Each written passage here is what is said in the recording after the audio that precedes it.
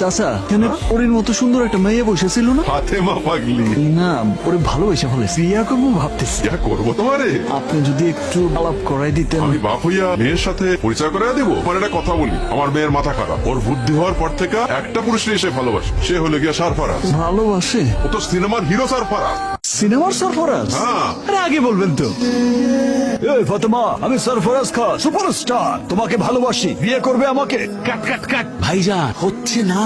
হচ্ছে না? না, আরে দেখো না, সরফরাজ খান যখন আসে দুনিয়া পুরো হিলে যায়।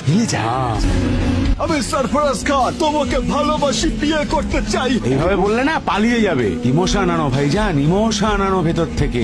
ফাতেমা, আমি সরফরাজ, তোমাকে ভালোবাসি, বিয়ে করবে আমাকে? দারুণ দারুণ দারুণ, সুপার। তাইলে বিয়েটা পাক্কা? ধরতেই পারেন, কিন্তু আমার কয়েকটা শর্ত আছে। কি শর্ত? একটা হলো বিয়ের পর আমায় নিয়ে গিয়ে সরফরাজের সব cinema first day first show দেখাতে হবে। আর?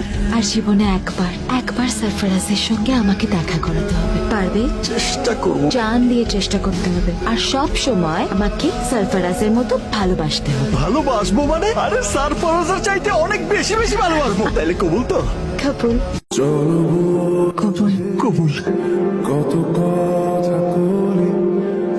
জান, কোথায় গেলা?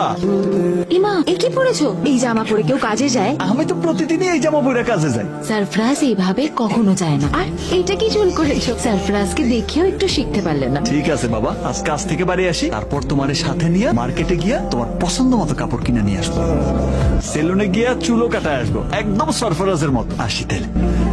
এই কি? আবার কি? এইভাবে কেউ বেরিয়েছে? তুমি না কিচ্ছু জানো না। সরফরাজ কাটে যাওয়ার সময় বউকে এমন করে জড়িয়ে ধর, তারপর আস্তে আস্তে করে গালে চুমু খায়, তারপর ওরে এমনি করে তুইলা এমনি করে ঘুরতে থাকে। চলো